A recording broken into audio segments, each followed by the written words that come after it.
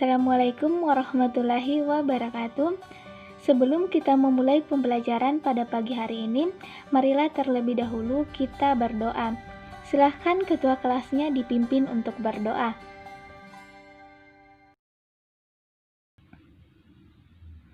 Ya baik, berdoa sudah kita lakukan. Sekarang pada pagi hari ini, adakah di antara kalian yang tidak masuk? Alhamdulillah, kita masih diberi kesehatan dan waktu untuk bertemu pada pagi hari ini.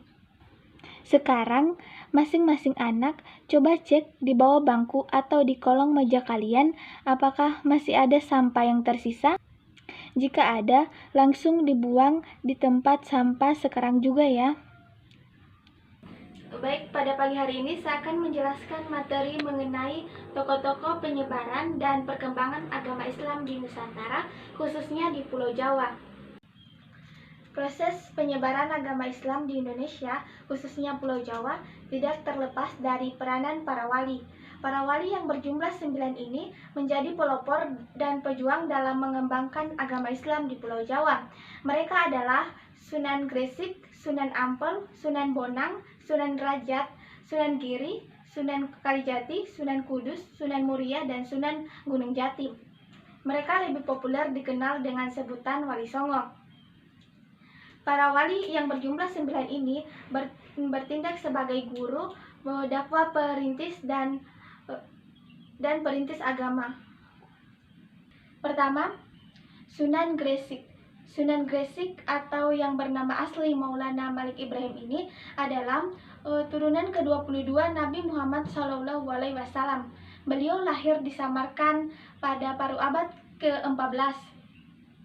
Beliau merupakan wali pertama yang menyebarkan agama Islam di Pulau Jawa dan merupakan pendiri pondok pesantren pertama di Indonesia. Beliau menyebarkan agama Islam dengan bijaksana, walaupun pada saat itu sebagai penduduk di sekitar Gresik belum beragama Islam, tetapi penyebaran yang dilakukan Sunan Gresik ini dapat diterima dengan cepat oleh penduduk setempat. Beliau juga mengajarkan cara bercocok tanam dan banyak merangkul rakyat kebanyakan, yaitu golongan masyarakat Jawa yang tersisihkan di akhir kekuasaan Majapahit. Sunan Gresik juga berusaha menarik hati rakyat yang dimana pada saat itu tengah dilanda krisis ekonomi dan perang saudara. Dan pada tahun 1419 beliau wafat dan dimakamkan di daerah Gresik, tepatnya di desa Gapura-Wetun, Jawa Timur. Kemudian Sunan Ampel. Sunan Ampel yang bernama asli Raden Rahmat ini merupakan putra dari Maulana Malik Ibrahim. Beliau lahir di Campa, Aceh pada tahun 1401. Ketika berusia remaja, beliau hijrah ke Pulau Jawa untuk meneruskan cita-cita dan perjuangan Maulana Malik Ibrahim atau ayahnya sendiri. Sunan Ampel memulai kegiatan dakwahnya dengan mendirikan pondok pesantren di Ampel Denta dekat Surabaya. Di pesantren inilah beliau mendidik para pemuda untuk menjadi dai-dai yang kemudian akan disebar ke seluruh Pulau Jawa. Murid-murid beliau yang terkenal adalah Raden Paku atau Sunan Giri, Raden Fatha atau Raja pertama di Kesultanan Demak, Raden Magdum Ibrahim atau Sunan Bonang, Syarifuddin atau Sunan Derajat, dan Maulana Ishak. Dan di pesantrennya inilah merupakan salah satu pusat penyebaran agama Islam tertua di Pulau Jawa. Beliau juga dianggap sebagai sesepuh oleh para wali lainnya. Sunan Ampel juga merancang kerajaan Islam di Pulau Jawa, yaitu Kerajaan Demak. Beliau juga yang mengangkat Raden Fatah sebagai Sultan pertama di Kerajaan Demak. Beliau juga berperan penting dalam membangun Masjid Agung Demak. Dan pada tahun 1481 beliau wafat dan dimakamkan di daerah Ampel. Kemudian Sunan Bonang. Sunan Bonang atau yang bernama asli Maulana Magdum Ibrahim ini merupakan putra dari Sunan Ampel dengan Nyai Ageng Manila yang merupakan putri Adipati Tuban. Beliau menyebarkan agama Islam di pesisir utara Jawa Timur. Ketika masih remaja, bersama dengan Raden Paku, Sunan Bonang dikirim oleh Sunan Ampel untuk ke Pasai untuk memperdalam ilmu agamanya. Sepulang dari Pasai, beliau mulai berdakwah dengan cara menjadi seorang guru dan mubalik. Beliau juga mendirikan pondok pesantren di daerah Tuban, Jawa Timur, yang mana santri-santrinya ini berasal dari berbagai daerah di Nusantara. Dalam menyebarkan agama Islam, Sunan Bonang selalu menyesuaikan diri dengan corak kebudayaan masyarakat Jawa. Sunan Bonang dan para wali-wali lainnya menggunakan wayang dan alat musik gamelan sebagai sarana dalam berdakwah. Sunan Bonang sendiri menciptakan lagu untuk kegiatan dakwahnya yang dikenal dengan nama Tembang Durma. Dan pada tahun 1525, Sunan Bonang wafat dan dimakamkan di daerah Tuban, Jawa Timur. Kemudian Sunan Derajat. Sunan Derajat atau yang bernama asli Raden Kosim atau Syarifuddin ini merupakan putra Sunan Ampel dan adik Sunan Bonang. Beliau menyebarkan agama Islam di daerah Sedayu. Itulah sebabnya kebanyakan masyarakat Jawa mengenalnya dengan Sunan Sedayu. Untuk melancarkan kegiatan dakwahnya, Sunan Derajat ini menciptakan satu jenis lagu yang dikenal dengan nama Gending Pangkur. Sunan Derajat juga mendirikan pondok pesantren di daerah Sedayu, yang mana santri-santrinya ini berasal dari berbagai daerah di wilayah Nusantara.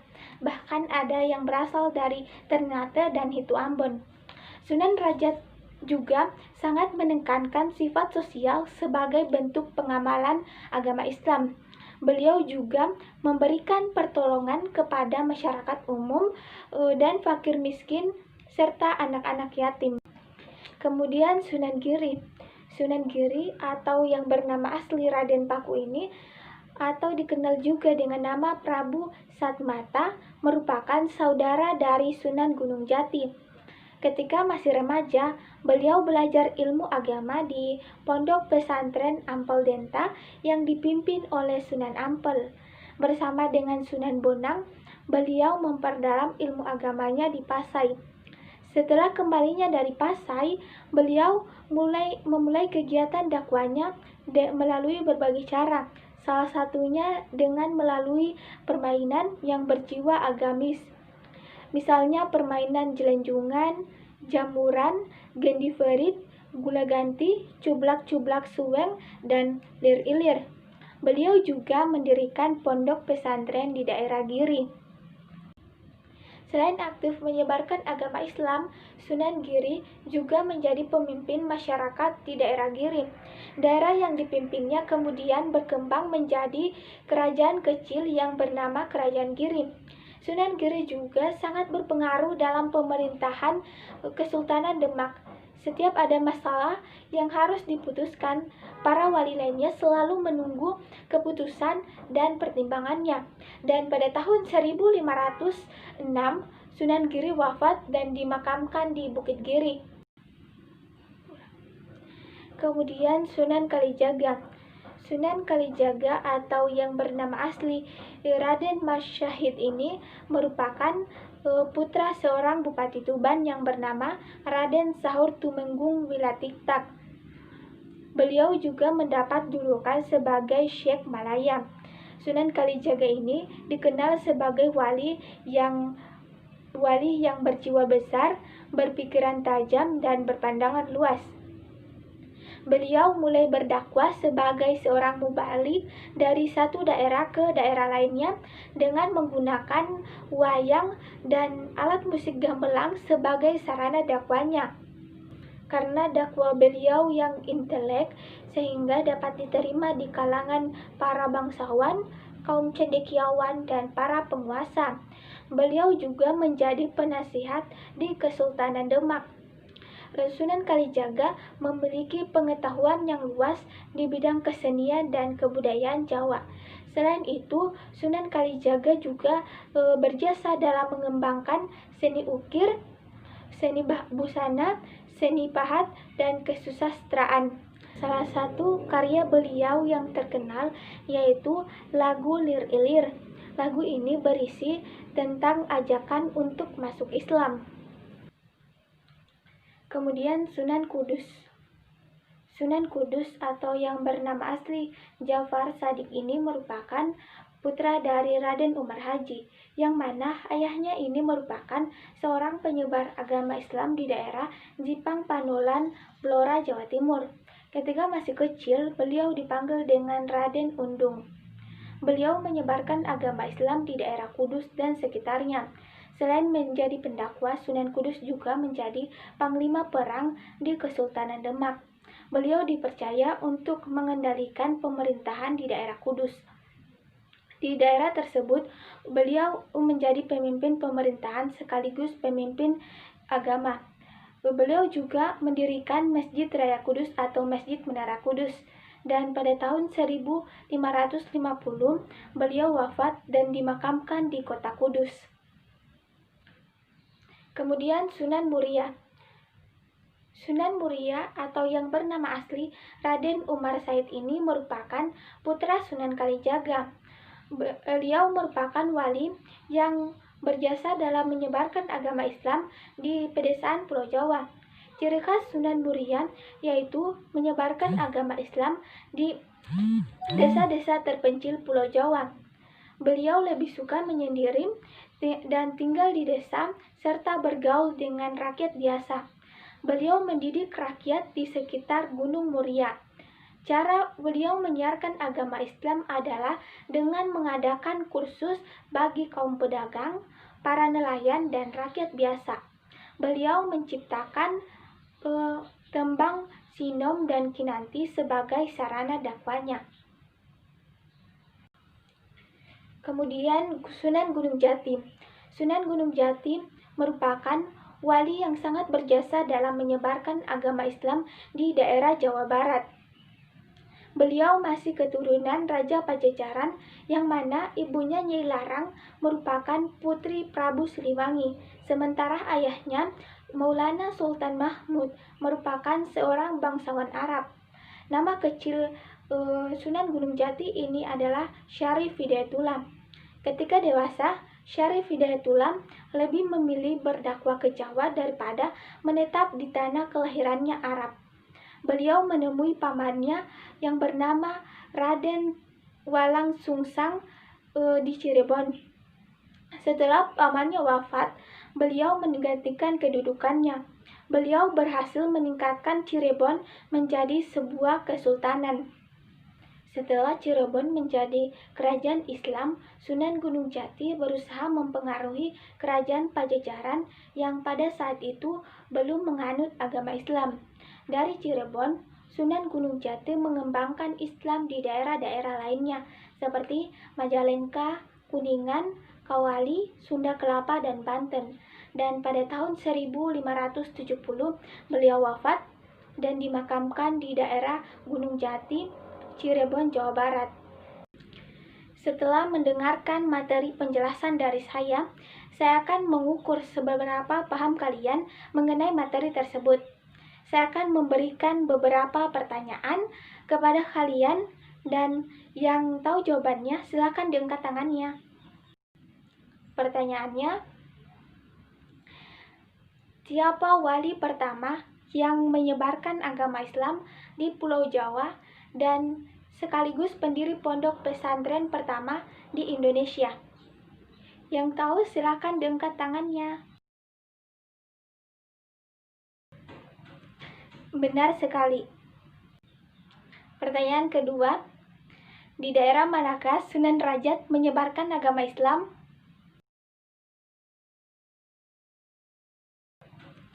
Benar sekali. Pertanyaan ketiga, siapa yang menciptakan lagu Tembang Durma?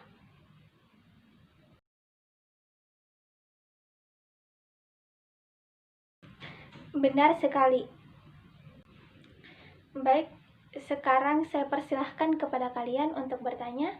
Silakan yang ingin bertanya diangkat tangannya. Baik, terima kasih kepada penanya. Pertanyaan ini sangat menarik untuk kita bahas. Mungkin pertanyaan ini sudah mewakili pertanyaan dari teman-teman yang lainnya. Baik, saya akan menjawab pertanyaannya. Mengapa dakwah yang dilakukan Sunan Gresik dapat diterima dengan cepat oleh penduduk sekitar? Karena metode yang dilakukan Sunan Gresik memakai metode pendekatan budaya. Kemudian beliau mengajarkan kepada masyarakat cara bercocok tanam dan bertani. Melalui cara ini, beliau mulai merangkul dan menolong masyarakat pada saat itu. Apalagi pada saat itu, masyarakat terkena dampak perang saudara di kerajaan Majapahit. Perlahan-lahan masyarakat mulai tertarik untuk belajar agama Islam. Budi pekerti dan ramah tamah ini beliau selalu perlihatkan saat pergaulannya sehari-hari dengan masyarakat. Ya, meskipun pada saat itu beliau menghadapi masyarakat yang sudah terlebih dahulu menganut agama Hindu dan Buddha serta kepercayaan lainnya. Intinya, kenapa dakwah Sunan Gresik ini dapat diterima oleh masyarakat? Karena sifat yang pantang menyerah dan kegigihan Sunan Gresik ini yang membuat ia berhasil memiliki sifat yang baik dan sopan. Sekian dari pertemuan kita pada pagi hari ini. Saya harap materi yang kita pelajari pada pagi hari ini dapat diterima dengan baik dan kalian bisa meneladani sifat yang dimiliki para wali songo. Dan pesan dari saya, jangan pernah berhenti belajar, karena orang-orang yang berhenti belajar akan menjadi pemilik masa lalu, dan orang yang masih terus belajar akan menjadi pemilik masa depan. Sekian dari saya, wassalamualaikum warahmatullahi wabarakatuh. Kan ku kejar mimpi, kan ku terbang tinggi.